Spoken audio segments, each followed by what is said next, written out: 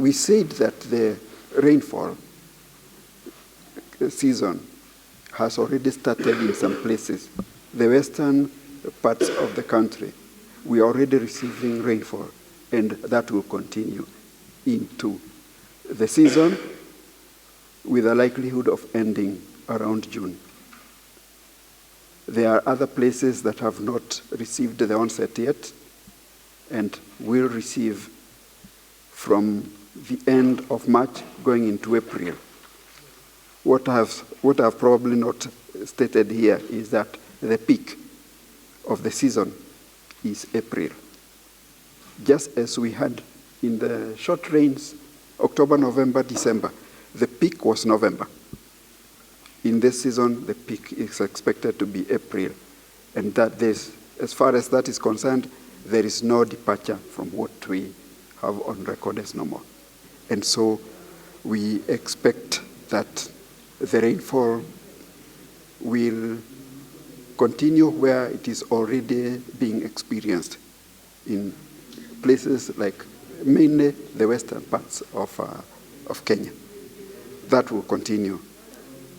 There are other places like Nairobi that have experienced that rainfall in the last 3 days. There will be a break. But after the break, there will be the proper onset of the rainfall season. And we expect this to continue. In some parts, the season will continue up to sometime in June. In other places, the season ceases in the month of May. The distribution in most of the farming areas is good. There may be risks of mudslides and landslides in some places, high grounds where the soils are loose. There is that likelihood. There is a likelihood of having swollen rivers. And what in a nutshell we would say is that let's position ourselves properly and keep off harm's way and make use of the huge amounts of water that are expected in the season. The IGAD region, the Greater Horn of Africa, is in agreement that the rainfall season for 2024 will be slightly higher than what we have on average. What is happening is that the features that brought about the enhanced rainfall for October, November, December, which we observed into January, some of the features are still in force. They are dying down, but they are still strong enough to enhance the rainfall. That's a good question also, because when we talk about people ensuring that they are not in harm's way, it is clear that there are some people who are residing in places where there should not be human life.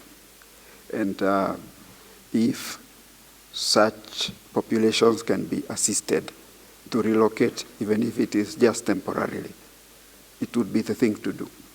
But the negatives actually include the outbreaks of diseases, mostly of public health concern, like malaria is one of them. We've been struggling with cholera up to now, although it's partly not necessarily climate-oriented, but it could be a spillover from contamination of water flowing into the drinking water system, which could be related. So those are some of the areas. And the ministry is rapidly moving from disease-based curative aspect towards a preventive mode. So they are prepared to collect all the data of the outcoming of. We collect data every week to find out what could be coming up, and then we prepare to be able to respond. We have response teams that are always ready there, and in case they are overwhelming, then we call upon other partners, stakeholders, the Red Cross and others to come and chip in case we are overwhelmed. So we have that department that is ever awake. We get reports on a daily basis, and then we report them on a weekly basis so that we are aware that something might come up that is outside the norm. And it's really good working closely with the meteorological department, who help us to understand the weather forecasts. This is very essential, that usually informs our planning, that we are able now, as we go around our disaster risk reduction work, to be able to know how to plan. Just like we are coming from the El Nino rains, you could see it was very beneficial, like now when we sit and we can begin to anticipate the likelihood of above average rainfalls and how it will impact communities. It also enables us to be able now to know where do we need to plan, where do we need to prioritize and to focus on. In terms of the positives, when the rains come, there is the good opportunity to have increased access to water for women, for children, for households, so they can access water, even for both human consumption and livestock consumption.